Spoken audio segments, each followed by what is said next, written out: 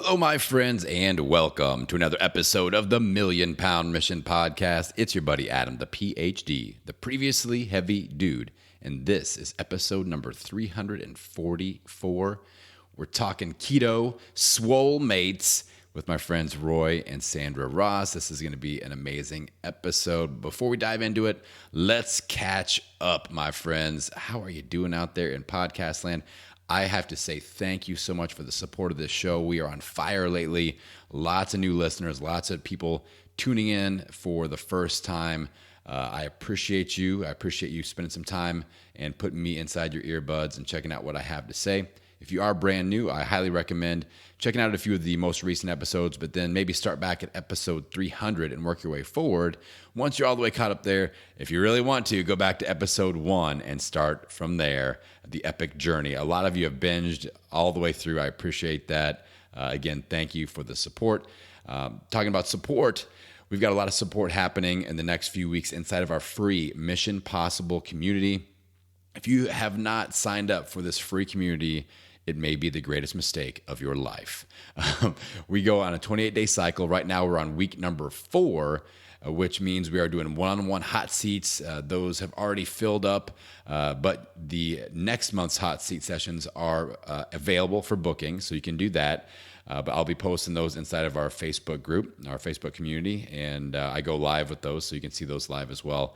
We'll do several of those. This is the week where we donate our weight loss. If you've lost weight over the last 28 days, I would love for you to donate that to our Million Pound Mission. Just go to millionpoundmission.com. Bottom of the home screen, there is an option to donate your weight loss. It's quick. It's easy. It'll take 30 seconds or less, and you get to see where your number puts us. We're getting ready to hit a big number coming up here.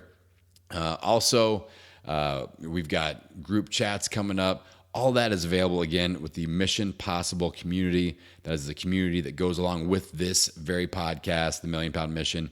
Just go to millionpoundmission.com, top of the page. You can join our community and get links for all these amazing things for free. millionpoundmission.com. Also, while you're there, if you need a little extra help, a little one-on-one coaching, I've got 2 options for that. I've got a one-time consultation. We're going to map out a 28-day game plan, comprehensive game plan, might I add, with food, fitness, danger zones, cheat bank, all of that. We're going to get you set up with that 28-day game plan. That's the one-time consult, or we can do a 28-day coaching session. These are on fire.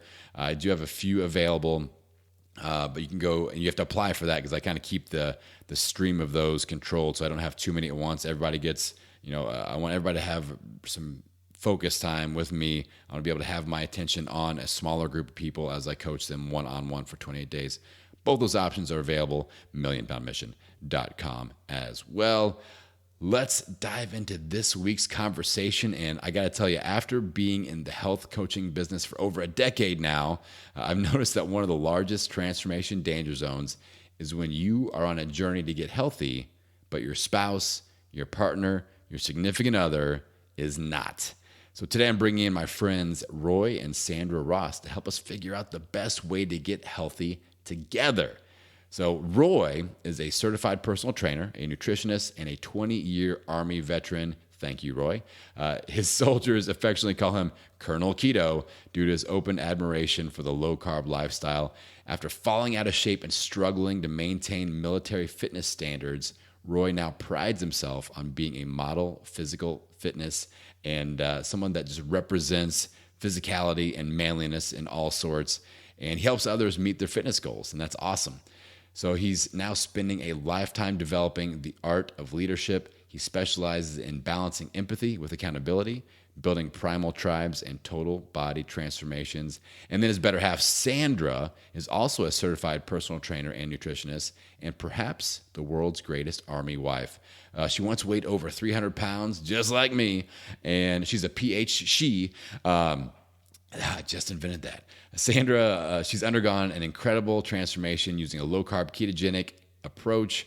After years of battling a negative self-image, it is Sandra's mission to help others conquer the mental side of weight loss. Sandra believes that the key to success is supercharging your metabolism and preparing your mind and body for the weight loss journey. So in this episode, we dive into topics like how they work together as a couple on a health journey. We talk about how they encourage their children to be healthy. We bring the kids into the picture a little bit. We discuss their advice for couples that aren't on the same page when it comes to their health. That's probably going to be the gold in this episode for most of you, because I know a lot of you, again, are struggling with this. And then they go out and deliver a very simple action step that a family can take to jumpstart their healthy journey together. This is an excellent one.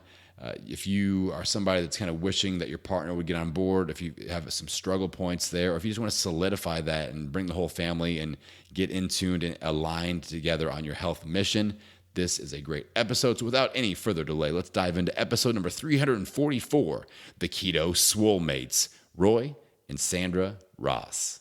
All right, Roy and Sandra, welcome to the Million Pound Mission podcast. How are we doing today, my friends? We're doing fantastic. Yeah. Keto conduct in the house, ladies and gentlemen. These are two of my favorite people. I'm so excited to bring them to you. I know that we've got a lot of people that are out there listening that are trying to get healthy together as a couple. And these two are an amazing example of that. So I thought we kind of kick it off with you guys' story. And, did you guys start losing weight at the same time? Did you make a decision to do this together? What was that origin story of your transformation? Because you both have really had great examples of personal transformations. Yeah, it's actually pretty crazy because our journeys have kind of crisscrossed each other to where, while she was losing weight, I was gaining weight, and then we kind of did a crisscross, and then we finally came together and formed like Voltron to make this thing happen in a harmonious way. So I don't know, Sandra's story is kind of cool because she's the one that kicked off the whole journey. So you want to go ahead and take the first part? Yeah, my journey wasn't streamlined by any means. And so I'm sure a lot of people, have similar stories as far as sort of getting on and off the wagon and just having sort of like a roller coaster ride of weight loss and weight gain. And so that's how it was for me for a long time. And then eventually I got to a point where I've been able to maintain my weight without huge, fluctuations of weight. So I could talk about all kinds of different parts of my story. Yeah. I have, just different ones, like just different things I've tried, and just, it wasn't easy. So, for some people, you see their story and it's like, I started keto and then I lost, 100 pounds in a year. Mine isn't like that. So, Sandra, was your journey were you trying a lot of different things, dabbling with like different nutritional protocols, and then you found keto, or was keto one of the first things that you tried? What's funny is that keto was probably one of the first things that I've tried, but it was short-lived at first. And so I didn't even realize that it was keto when I first dabbled into the ketogenic lifestyle, because it was low fat and low carb. Oh. So even though I was in ketosis, it was no fat fueling or anything like that. And so I did that for about 9 months, and it was hard. Yeah. It sounds like a lot of just really angry Sandra going on. Oh yeah, big time. Because it was also low calories. So it was a low caloric diet with low carbs and low fat. And so I wasn't able to sustain that for longer than 9 months. At the end of the 9 months, I think I did a binge. I just kind of rejected, the low calorie, the low carb, and the low fat altogether. Well, and that's one of the reasons why I kind of blame her for making me fat. No. No. So it's funny because I always give Sandra a hard time because she enjoys food and she enjoys the different flavors, which we all should. We all should enjoy what we're eating. but she'd want to go out and order all these different things to try. So she'd want to taste just a little bit of this and taste a little bit of this. And this was during her like really strict diet and initial transformation. So we'd go out and we'd buy all this stuff.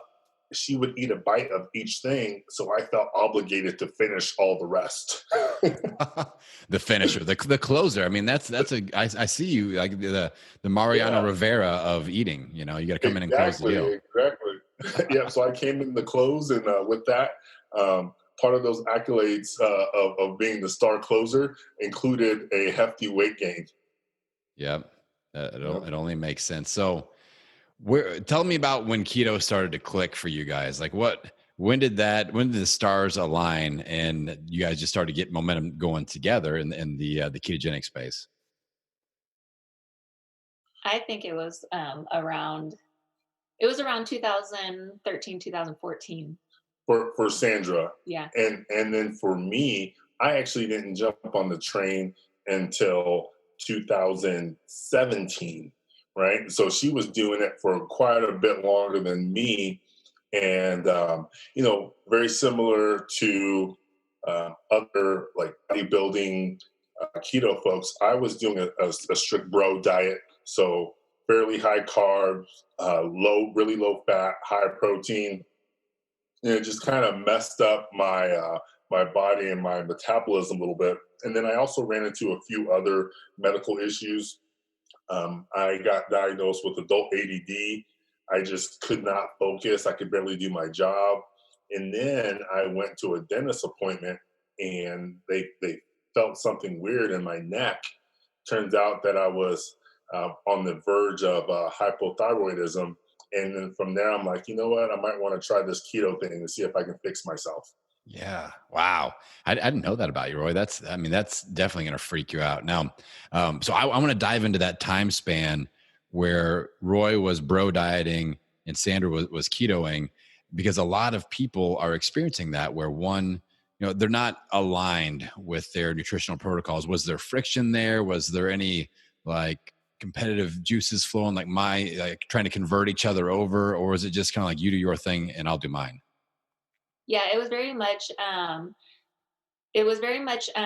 we were actually very supportive of each other, and so there was no competition. So basically, a lot of the meals that I cooked, I would just make sure that he had like rice or some kind of potato, oatmeal, stuff like that. And so it wasn't difficult to give him those things and then me not eat those.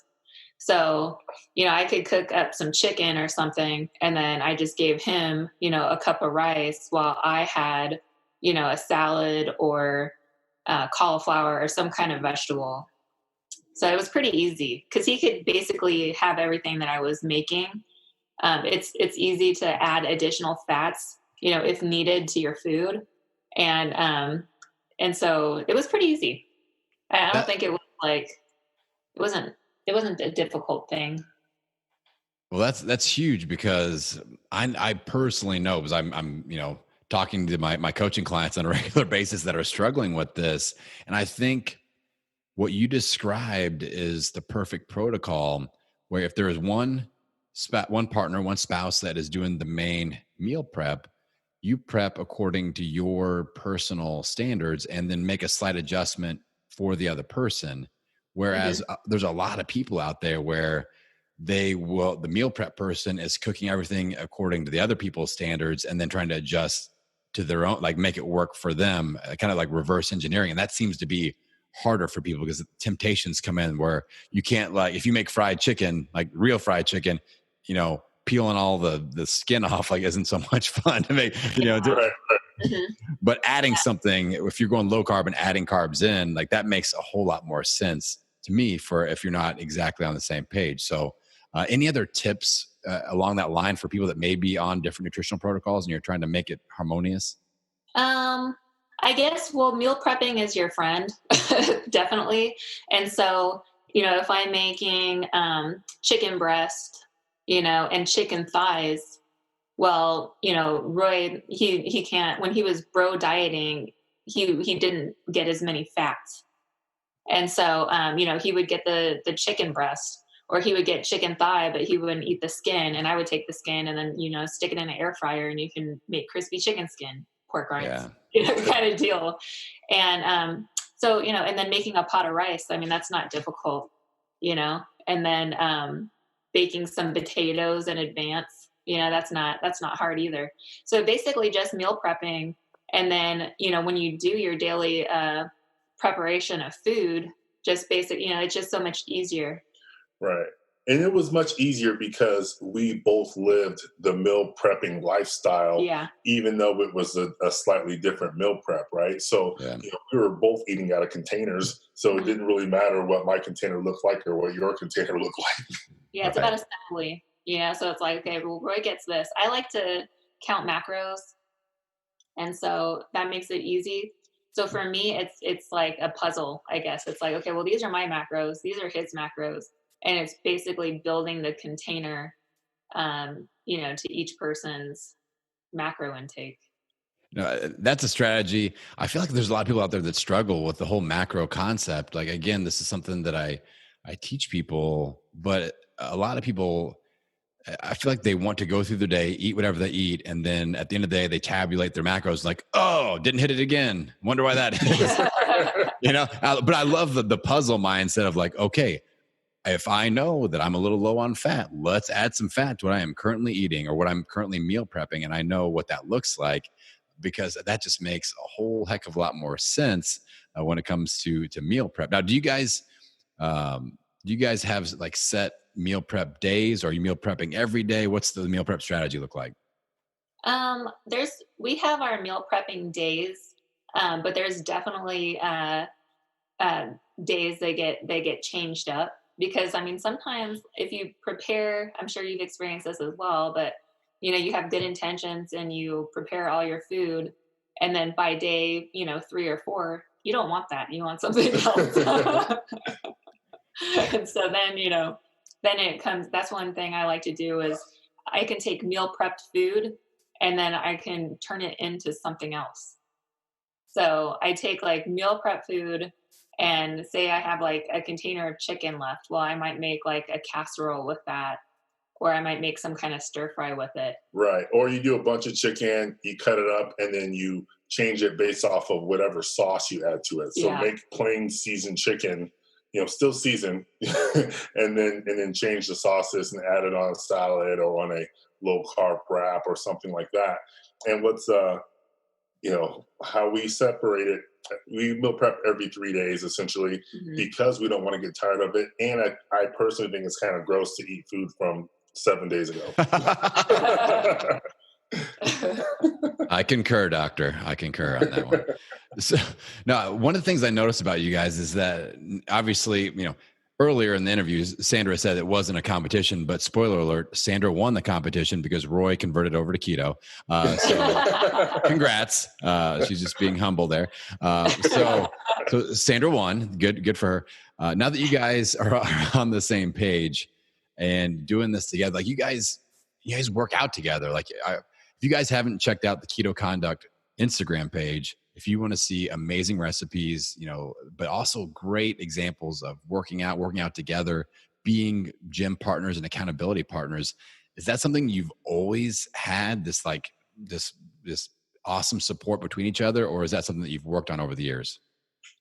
It really kicked off working out together and being like legit swolemates about 2015, where we really started going to the gym together. And we were both into working out and bodybuilding at that time. So, hey, let's get on the same page so we can have leg day on the same day. Yeah. And go and knock it out. And it does. People think, oh, when you work out, you gotta work out with someone that is just as strong as you. But that's not how we work. So essentially, after working out for a few months together, even a few times, this other person's strength. And so if she's on a machine and she's lifting, 4 plates in, I know that I should be 6 plates in. And so as she goes up, that's my pressure to go up, right? So she's still pushing me. And the same thing, like if I'm pushing 6 plates and she's only pushing 3, she knows she better step it up to that next plate. So we know what that gap should be based off of different body parts and strengths. Like Sandra's leg strength is off the charts. And so I know that, hey, if I'm doing bench press, I may be, double what she's doing. But if we're doing legs, it's not double. It's more like 3/4 or whatever. So you got to know what those gaps are, and that's how you push each other in the gym. No, and that's a great strategy, like being kind of consciously competitive, where it's not you against each other. It's just the numbers that you're trying to chase, and letting the other person go like, oh, they went up, they hit a PR, I'm gonna hit a PR too, and just being there. And honestly, most people just struggle with just walking into the damn gym. And if you have that accountability partner that just gets you in the door, that's the hardest exercise sometimes, just walking through the door. You know what I'm saying? Yeah, for sure. It's like going to work. Yeah, we usually get each other pretty pumped up before we even head to the gym. And so, Roy, he makes the pre-workout and does like a dance, before we go. I got this weird like image in my mind of Roy drinking his pre-workout, and then like Sandra just like slaps him and like pinches his nipples real hard or something. I like just like really get him fired up. Oh yeah, I've done that. You're about on it. Yeah. I think I see an Instagram video coming with like that'd be a great like April Fool's Day. Like, how do we get fired up for the workout? Here we go. like kick him in the junk and then punch him. It's leg day, Roy. Let's go. I'm like, I'll meet you there. So let's talk a little bit about kids. You guys got kids, and a lot of people in the low carb space have questions about low carb families. Like, what do we do with our kids? Like, I personally am, I get this question a lot, and my kids aren't keto, but they eat keto foods and they eat lower carb than what a lot of standard American kid diets look like. So what about you guys? What's the strategy around the family atmosphere, and especially with the kids? I'd say it's really similar to what you just described with your kids. They're definitely low carb. And so we do have certain foods that are for them, that they want and they like. And I just keep it really easy. And so a lot of the stuff they like, I don't like myself. so it's pretty easy. And so, we keep rice bowls, and they can even, prepare that themselves. And then, like bagged, like, like those, what do they call those, like fries kind of deal, the frozen ones. Right. So how we do it is, like Sandra said, we keep it more low carb. We don't have do keto because, for the most part, if you're strict keto and you're going to introduce carbs into your diet, whether it be for metabolic flexibility, whether it be a carb up, you have to be very strategic with it. If you're a strict keto person eating high fats, well, they're kids, so we don't know exactly what they're eating when they go to school or whatever. Yeah. So I can't have my kids on super high fat diet while they're home, and then they go and eat ice cream at school. They're going to blow up. You just can't have both. You can't do high carb and high fat together. It's a recipe for disaster. Yeah, and I happen to know that our middle son really enjoys going to school for breakfast. And and he's like, geez, you're drinking a lot of chocolate milk. And he's eating pancakes and, at school. And so I'm like, well, but he's asked about keto, but I tell him, I'm like, if you want to eat keto, then you're not going to be able to have these certain things at school. And you're going to have to learn how to pick, a keto menu at school. But, there's certain things that he likes. And so, yeah, to give him, high fat when he's eating moderate carbs at school is just, that's no good. Right. So he definitely, they definitely are conscious of what keto is, what the low carb diet is. And then they focus more of a clean eating.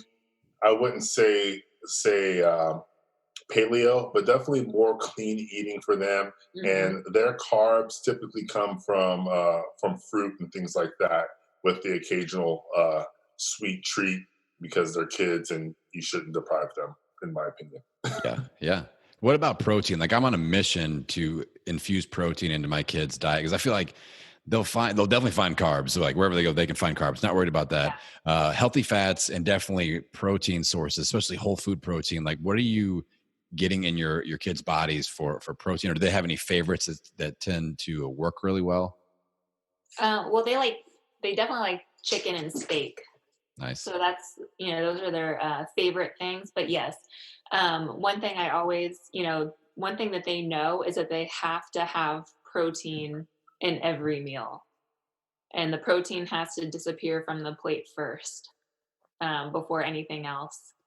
And so, yeah, definitely protein is really important in this household. Right. And then while they're young and not lactose intolerant, we do try to push milk. I know a lot of people are anti-dairy, but really for muscle building macros, it's hard to beat milk, right? Right. Yeah. So as they do that, especially with, I'm not sure. I guess I'm still doing an experiment on my children. There hasn't been a huge amount of research on it, but um, you know, I know that low carb may help the kids mentally and things like that. But how about if you really want your kids to be top notch athletes, right? Right. What's your goal then, right? And so I think a lot of people fail to think about that. Everything is, oh, you can have your levels here and your blood sugar levels are doing this and that, and it's like, okay, but I want them to score touchdowns, right? And is that bad of me? It may be, but hey, I want to prepare him for success in his or hers, for my daughter's athletic endeavors, and Yeah. that may be a few more carbs for them at this young age. Yep. Yeah. I mean, I think just infusing protein in their body, keeping to a whole food focus, getting some like omega-3 fats in their system, like they're ahead of 90% of young children out there by far. I mean, Right, right. it's a huge, huge difference. It's a problem in our country where they're just sitting in front of the iPad eating whatever, comes out of a box, and that's about it. And that's not Hmm. where we want our kids to be. Now, I've got a 9-year-old son, 5-year-old daughter, and one of their favorite things that I do, and I just want to put this out there because I know I look up to Sandra so much, and you also, Roy, but it's mainly Sandra with her cooking videos on Instagram. She's cool. She's much cooler than I'm I like, oh my am. God, the food that she puts out there. So this is like, I don't usually make anything that has more than 2 ingredients and like 2 or 3 steps. So I do protein shake frosting. So you get chocolate protein powder, put it in a bowl, almond butter, put it in a bowl, little tiny bits of water, and just stir it together. And it creates this like frosting like Nutella. And I put that on apples and they eat the hell out of it. And it's like, it's if you do 1 scoop of protein powder, that's like 20 to 25 grams of protein split between 2 kids. That's a decent amount. Usually they want their own. So but it's super easy to do. And it's a topping that you can use for pretty much anything or just eat it by itself. So there you Hmm. go. Our kids love smoothies. They're all about the Yes. smoothies, man. And so we got to find the right when we find the right protein shake or protein powder that they don't taste the weirdness. They're good to go. So I believe I don't know if I want to push this out on here, but my kids really like the Synth 6. It's not the cleanest protein, but they enjoy the taste of the vanilla milkshake, and you can put Yeah. it in anything, and they actually will drink it. So Nice. that's what we tend to use for them. Yeah. That's awesome when you find something. Do you guys ever I call it Trojan horsing. Do you ever like sneak nutrition into their, like they don't know they're eating something healthy? Do you ever do that? Sure, you got to do that. Yeah. So give me an example.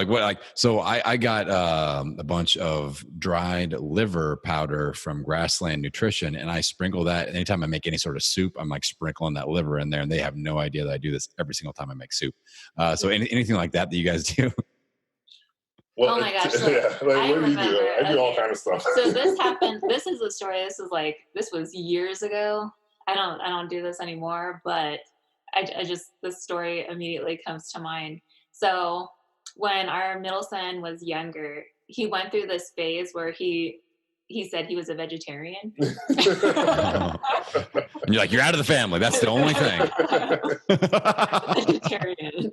And so if I was making him like spaghetti or something, well, you know, he was so skinny too. Like he would refuse to eat. I mean, he would just like, it was scary how skinny this kid was.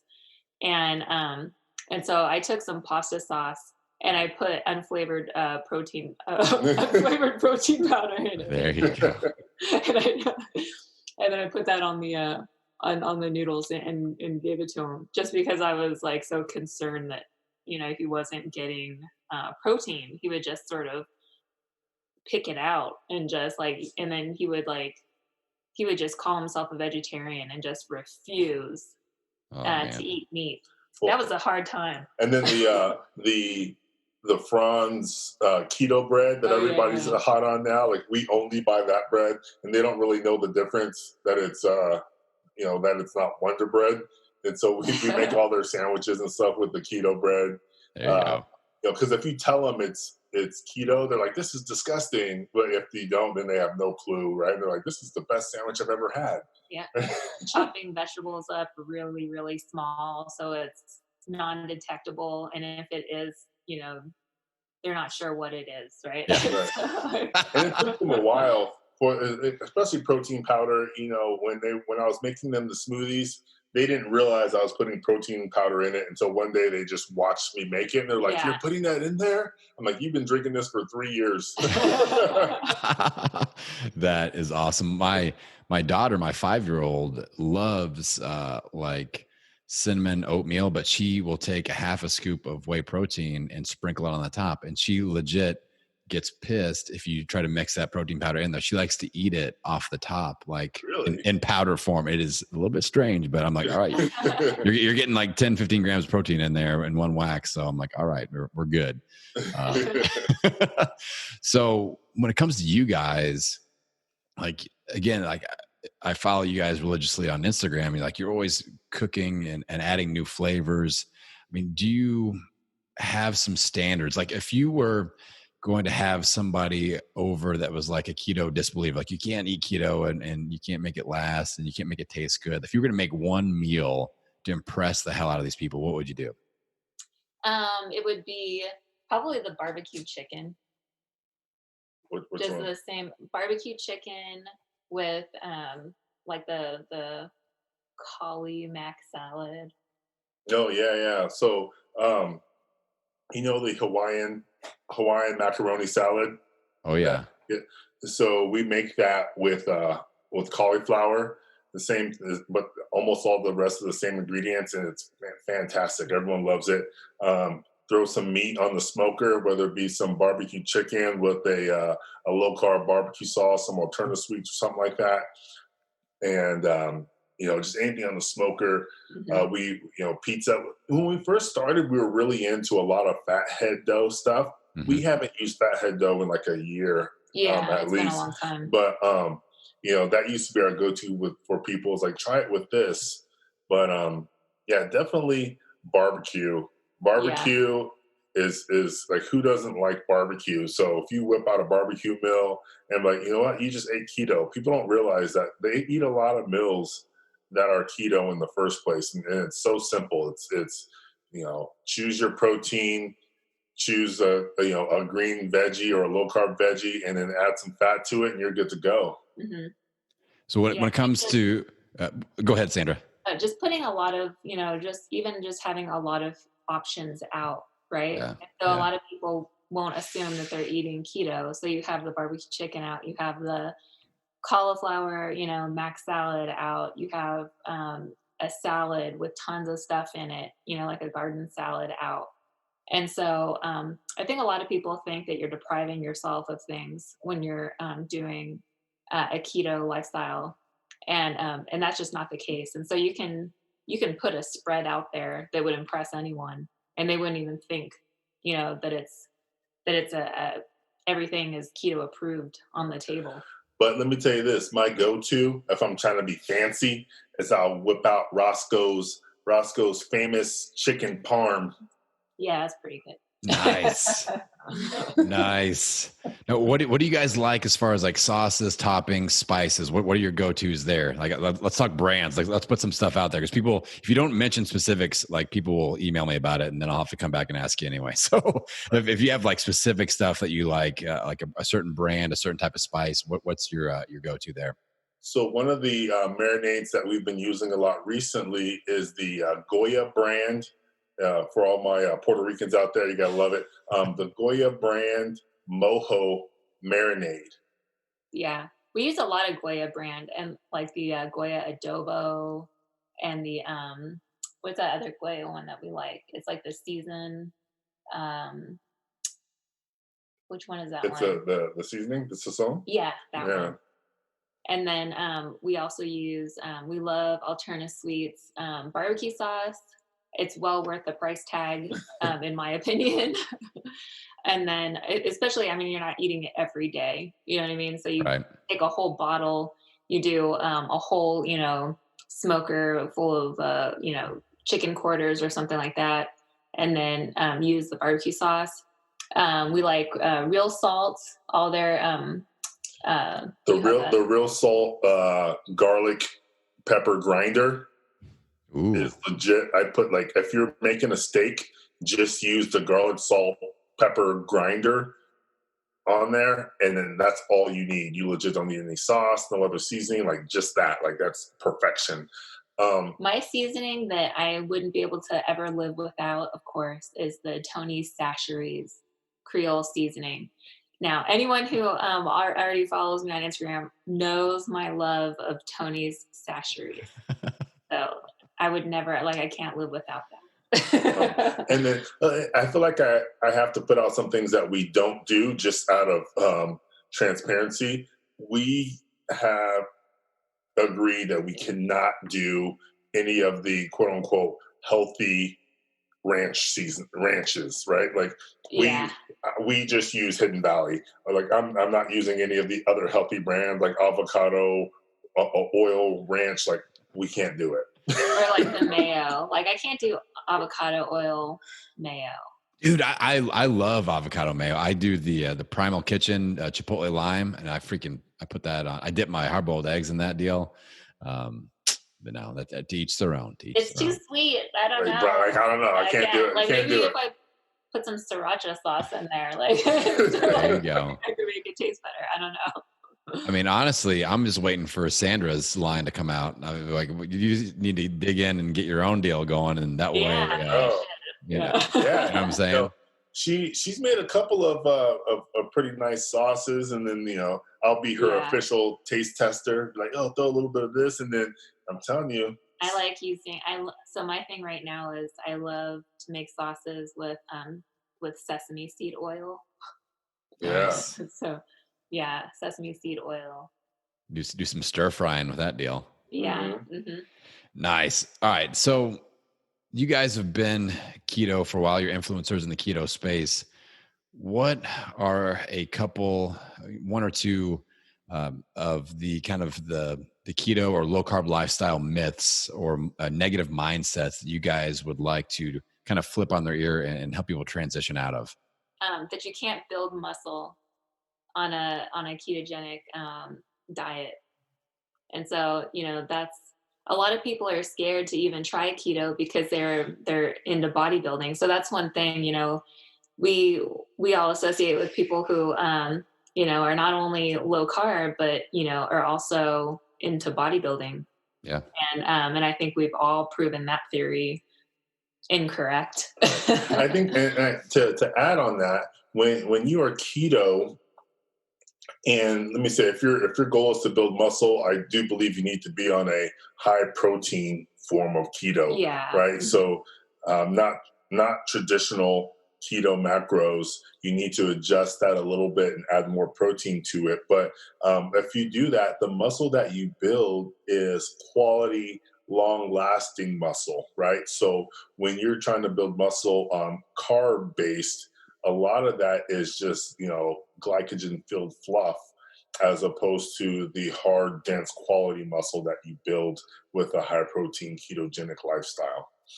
And just like, like we've seen, bodybuilders who are, they're eating well over, 400 grams of carbs a day. And then what happens? What happens when they kind of fall off the wagon and they're not training as hard, or they're not eating as much? I mean, they shrink down a lot. Yeah. They lose a lot of gains. Yeah. And someone who has a lot of gains, who are living a keto lifestyle or even low carb, I mean, they still look rock solid, even if they're not, even if they trim down. I mean, you can still see so much definition and just so much muscle. Yeah.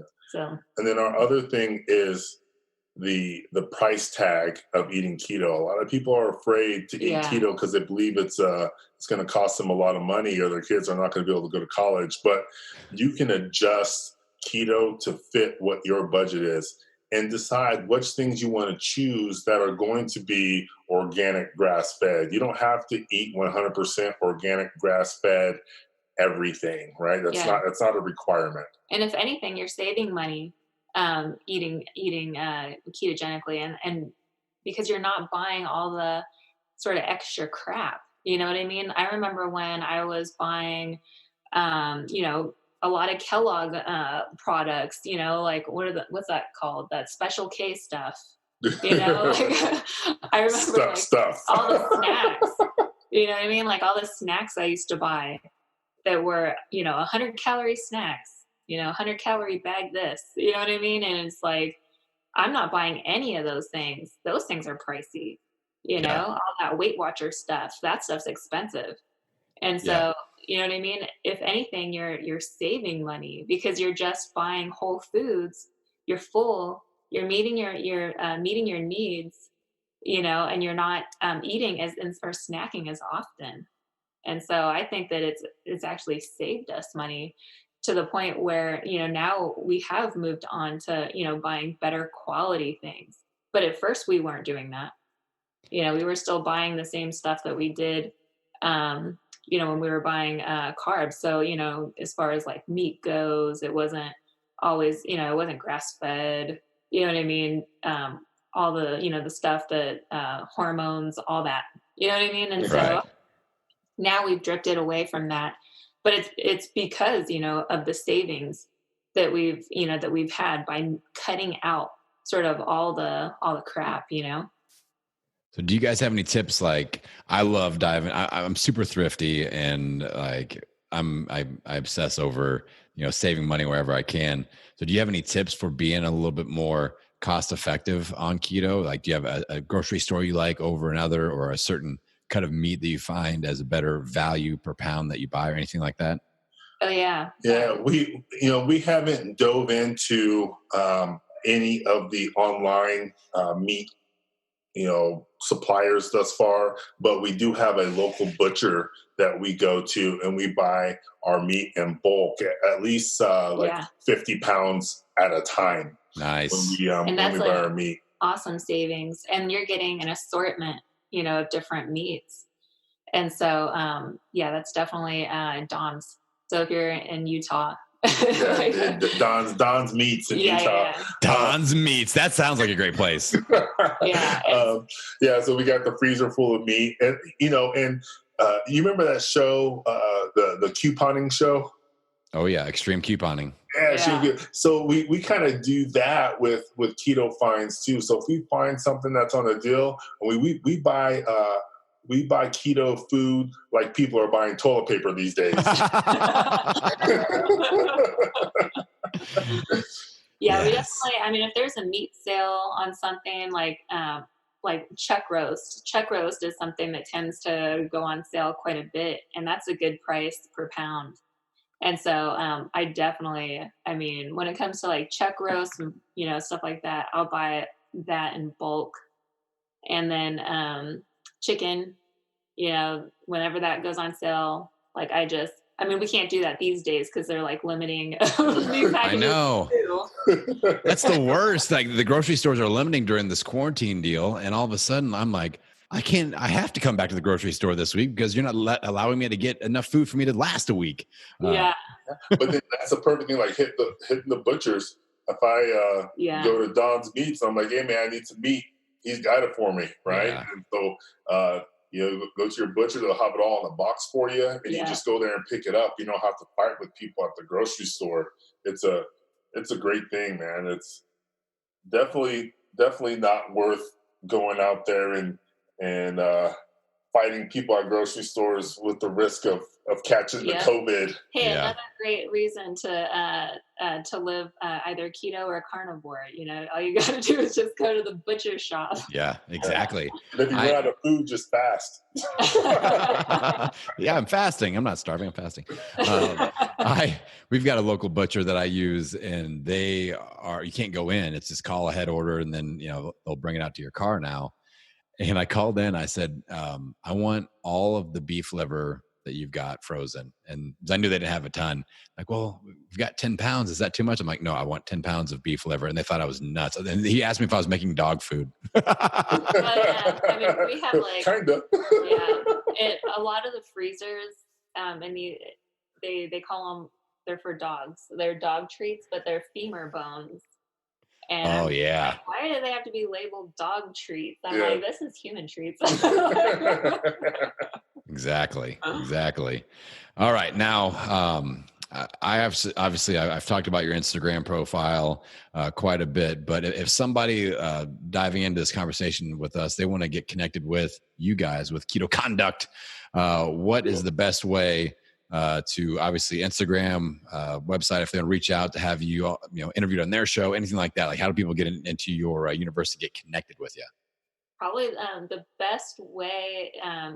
So when it comes to DMs, we really try to stay on top of those, but we get so many. And so, if anyone's like really wanting to reach out to us, they should do it via email. Yep. So on all platforms, we're Keto Conduct with a K. On Instagram, Facebook, and we have a TikTok that we haven't posted anything yet, but we're about to get on the TikTok grind because I got a few dances I've been practicing. Yeah. Oh, yes. Yes. Also on YouTube, we have a channel on YouTube, also Keto Conduct. So if you go on those platforms, you can also find our email address, like Sandra said, that's ketoconduct@gmail.com. Hey, hit us up. We'd love to get with you guys, share any ideas. If you guys have any questions for us, let us know. Or if we have any cool recipes that we're coming out with, or you just want to see me dance, let me know. Boom. Roy's a dancer. No, I encourage all you guys listening in, get connected with these two. They are awesome. They're a great resource for low-carb lifestyle, awesome recipes, and some good old-fashioned entertainment. So I like to leave our audience with a little bit of an action step. So I'll ask both of you to answer this question.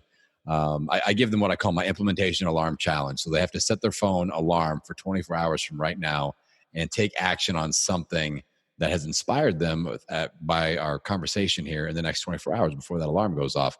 So I want each of you to give us one quick action step. If somebody has just been struggling a little bit, maybe they've been on that kind of back and forth weight loss and regain, what I call the black hole of weight loss doom. Maybe they're experiencing that a little bit. What's one tip that each of you would give these people to get them just a little bit of traction, getting their momentum going in the right direction again?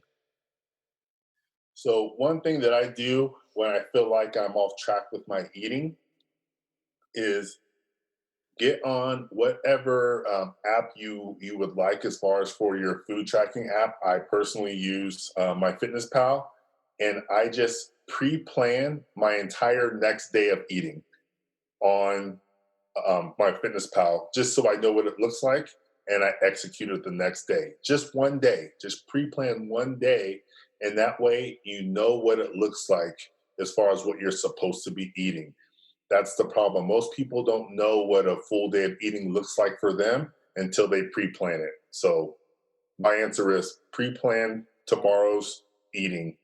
Yeah, and don't look at it like, oh man, like now I have to do this. Like I don't want to do this. You got to look at it like a game, like a puzzle. I find it really fun. It's like, okay, oh man, like I just hit my macros like to the gram. Now that is a competition for her. She will like show me her wheel and be like, look, I was only 1 gram of protein off. Everything else was spot on. Let me see yours. It's fun. It's like, okay, well, if I take this out and I put this in, so you know what I mean? It's like, oh, well, darn, I don't get any almond butter tomorrow, but. Yeah. But the thing is, once you pre-plan it, right? Now, all you have to do is make slight adjustments for the next day and the next day. And that's what helps you learn how to meal prep yourself, is if you can pre-plan that one day and base everything off of that. It's not like you have to struggle with it every day. Right. Just figure out one day. Yeah, and it's got to be fun. You know what I mean? So it's like, I know I really want to eat this. I want to eat this, but it's going to take all my carbs away, you know, for the day. Like, I'm not going to be able to spread it out. So it's like, you know what? Yeah, I'm totally going to eat this. It's worth it to me. And then I'll be carnivore all day, you know? And so it's like, but it's got to be fun. You know what I mean? So it's like, it's not deprivation. You know what I mean? It's like, you can make it work. Yes. And so, fancy. And yeah, I mean, there's been a time like, so I accidentally had a sugar-filled coffee from Starbucks. You know, I said sugar-free, and they gave me sugar. And this happened last year, like early in our account. And people, like, I was all over story. I was just so upset. She roasted Starbucks on that. I was so upset. I said sugar-free. You know, I'm out of ketosis. Because and so that's exactly, and I tested. I was like, I'm out of ketosis. So what I do, I went to the gym and I did cardio for 2 hours. Now, would I normally do something like that? No. But you know, but it was a game. It was a fun. Like, she wasn't punishing herself. She was like, "How fast can I get back in ketosis?" It's like, how fast am I going to get back into ketosis? Well, I'm going to go to the gym for 2 hours, and then voila! In the morning, I was back in ketosis. Sandra, you're more competitive than I expected. Now, I like this. I like this side of you. I just see the delicious recipes. I think you guys need to have a new Instagram story segment called Macro Battles, and just like have you.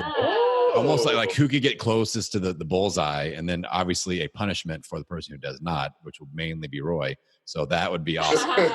Yeah, it's been a while since I've shown like my macros. I tried to do it quite a bit when there was a lot of people who had questions on how do you count macros, and you know, and how do you weigh your food. And so I did like a whole story, you know, on stories for like a week.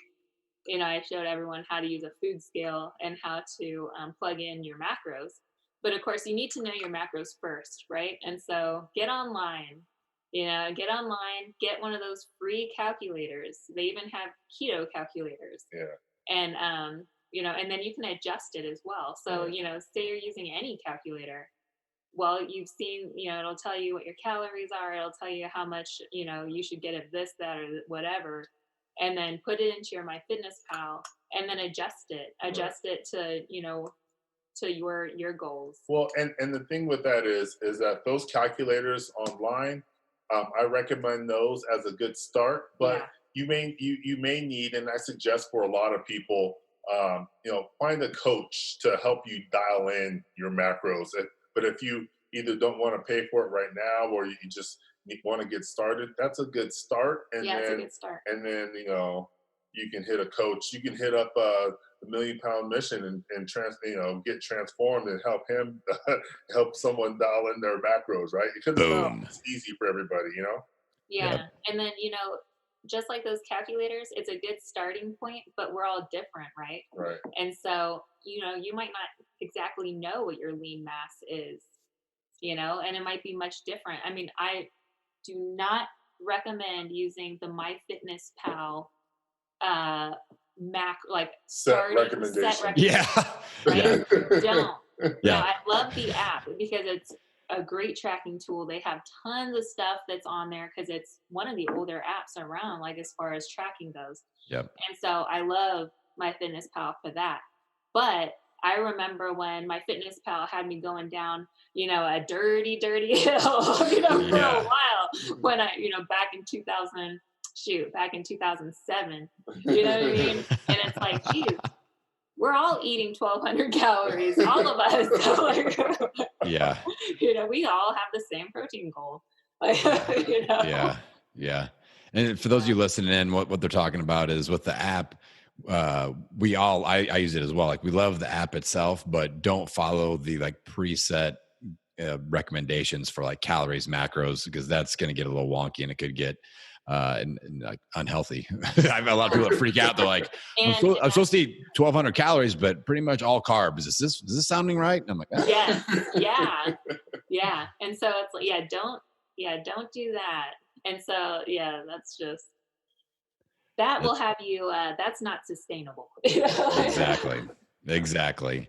Well, Roy and Sandra, my friends, I knew this was going to be a fun conversation. I appreciate you guys so much. And I just enjoy your vibe. You're just educating and just educating and putting great information out there. Like you talked about, Sandra, like you dove in and showed your macros for like over a week. And I'm sure that's not the easiest or most fun thing to do, but you felt the need to do that to help educate your audience that asked you for that information. So you guys are such great people, very positive, a lot of fun to hang out with in person, I must admit as well. But I just appreciate your vibe and what you're putting out there. And I appreciate you investing time here with the old Million Pound Mission crew. For sure. We love you, man, and can't wait to see you next time. We won't get to see you in June, but I'm sure at some other event. Oh, we need to have a post-COVID party, but we need to have a virtual cocktail party or something and over the next couple weeks. There we go. I know a few people that are doing happy hour, Zoom chat happy hour, and it gets a little sloppy, I hear. So that sounds like our kind of party. And I know there's people doing Zoom karaoke. There are people doing Zoom like open mic comedy night. We'll make, there needs to be a low carb comedy tour, and we're gonna be involved. All the laughs with zero carbs. That's all right, my friends. I appreciate you so much. And again, all you guys that have listened into this conversation, what's going to be that one thing that you're going to implement with? Because without implementation, you're just being entertained, and that's good. That's what a lot of podcasts are about. But I want you to take it to the next level. I want you to grab that recipe. Maybe you want to implement one of the things they talked about, or maybe you're just going to follow Keto Conduct on Instagram and get some ideas with what you're going to be meal prepping the next time you meal prep. So what's that action step? Set that implementation alarm and get out there and own it. Every meal, every workout, every day. I will see you on the next episode. Hey, before I let you go, I want to remind you that I've recently opened up more spots on my calendar for some one-on-one strategy sessions. These are paid coaching sessions. It's a 45-minute session.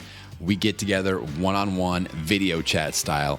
We're going to map out a 28-day game plan for your nutrition, your fitness, your goals, your danger zones, your cheat bank. We're going to map out your entire battle plan workbook together and make sure that you are set up to succeed for the next 28 days. If you feel like your momentum has been going in the wrong direction, tag in me, the PhD, and let's get together for a one-on-one strategy session. Head on over to millionpoundmission.com and get signed up today.